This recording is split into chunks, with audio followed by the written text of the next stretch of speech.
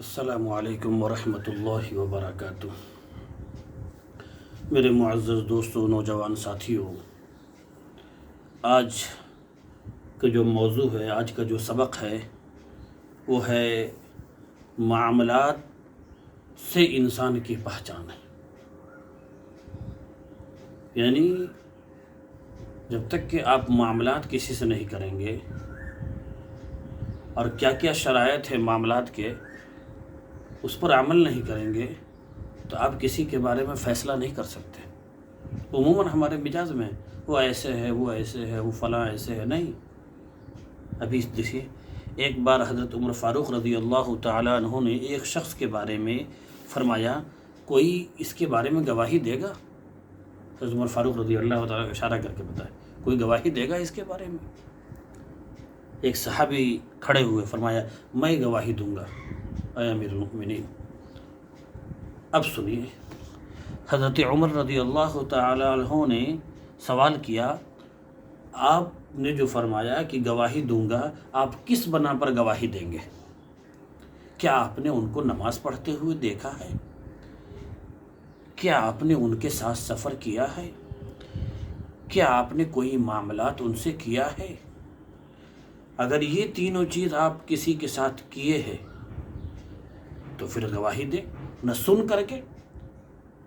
سنی ہوئی بات معتبر نہیں ہوتی، الا یہ کہ آپ سنیں ایسے شخص سے جو جھوٹا نہ ہو، دھوکہ نہ دیتا ہو، ایماندار شخص ہو، کوئی اللہ کا ولی ہو، کوئی عالم ہو یا غیر عالم ہو، تو سماج میں یعنی مشہور ہو کہ جھوٹ نہیں بولتا، دھوکہ نہیں دیتا، وغیرہ وغیرہ جو شرائط ہیں، اگر وہ شخص آپ کو اطلاع کیا تو پھر بات ماننی ہے۔ لیکن چلتے پھرتے کسی کے پاس سن لیا، کسی کو نقل کر دیا، کسی کے پاس بیان کر دیا، نہیں۔ یہ تین چیزیں ہیں، نماز پڑھتے دیکھے ہو، اس کے ساتھ سفر کیے ہو، معاملات کیے ہو۔ پھر اس کے نیچے مفتی تقی عثمانی صاحب لکھتے ہیں، اس حدیث کے بعد کس واقعہ سے پتہ چلا کہ انسان کی پہچان معاملات سے ہوتی ہے۔ ایک محدث کا واقعہ لکھا ہوا ہے حضرت مفتی تقی صاحب کی کتاب میں، کہ ایک محدث حدیث لکھ رہے تھے اور وہ مٹی کے کرائے کے مکان میں تھے۔ حدیث لکھتے لکھتے، اس زمانے میں روشنائی سے لکھا جاتا تھا، لکھتے لکھتے کاغذ پہ روشنائی زیادہ گر گیا۔ اب اس کو سکھانے کا طریقہ یہ ہوتا تھا کہ مٹی دیوار سے کھرچ کر تھوڑا سا لے کر اس پر ڈال دیا۔ اب انہوں نے کہا کہ یہ تو مکان میں کرایہ پر رہتے، مٹی کا مکان بھی ہے، ہلکا سا کھرچا کتنا لیا ہوگا، تھوڑا سا لیا ہوگا، لیکن آپ نے ڈال دیا۔ اب دیکھیے اس کے بعد کیا ہوتا ہے، مٹی تو ڈال دیا، سوکھ گیا روشنائی۔ حضور پاک صلی اللہ علیہ وسلم رات میں خواب میں آئے اور کیا فرمایا، بلا اجازت مکان مالک کے دیوار سے تھوڑا سا مٹی کھرچ لیے، کل قیامت میں تجھے اس بات کا پتہ چلے گا کہ ذرا سی مٹی بلا اجازت لینے سے کیا فرق پڑتا ہے۔ ذرا انداز، ایک چھٹاک مٹی،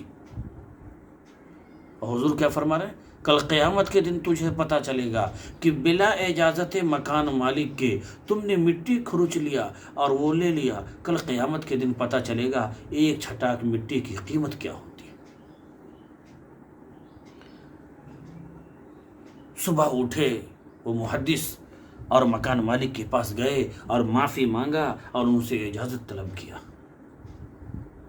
اس کے بعد لکھتے ہیں حضرت، کیا سماج میں دیکھیے کیا حالات ہے، بے دریغ کوئی کسی کا زمین لے رہا ہے، کوئی کسی کا کچھ لے رہا ہے، اور کوئی کسی کا کچھ لے رہا ہے، احساس نہیں ہو رہا ہے۔ اس ورڈ کو یاد رکھیے جو میرے نبی نے اس محدث سے فرمایا تھا، کل قیامت کے دن تجھے پتہ چلے گا ایک چھٹاک مٹی کی قیمت کیا ہوتی ہے جو بلا اجازت تم نے لیا۔ جو زمین لیے ہوئے ہیں کیا عالم ہو رہا ہوگا۔ آگے لکھتے ہیں، عام تو عام، اس میں نمازی صاحب بھی، تسبیح والے بھی اور حاجی صاحب بھی معاملات کے معاملے میں کہیں نہ کہیں مجرم ہیں۔ سوچنے کی ضرورت ہے۔ بچے کے لیے، رشتہ دار کے لیے، اعزا اقارب کے لیے ہم زمین لے لیے، کچھ سامان لے لیے، اور میرا کیا ہوا، ہم تھوڑا سا نفع اٹھا سکے، پھر تو مر گئے۔ جواب کس کو دینا ہے؟ بچے کو نہیں، آپ کو دینا ہے۔ دھوکہ، جھوٹ، غبن، غصب، یہ سب فضا بن چکا ہے۔ اس سے بچنے کی ضرورت ہے۔ کیوں؟ دنیا کی زندگی چند روزہ ہے اور اس کا بدلہ بہت خطرناک ہے۔ اسی کو آگے لکھتے ہیں، انسان بن جائیں تو ولی بن سکتے ہیں۔ ولی کے لیے انسان بننا ضروری ہے، اور انسان کے لیے دھوکہ سے پاک، جھوٹ سے پاک، غضب سے پاک، زمین کے قبضے سے پاک، دوسرے سامان کو ہڑپنے سے پاک، ان تمام چیزوں سے پاک ہونا ضروری ہے انسان بننے کے لیے۔ اللہ رب العزت ہمیں بھی معاملات درست کرنے والا بنائے، آمین۔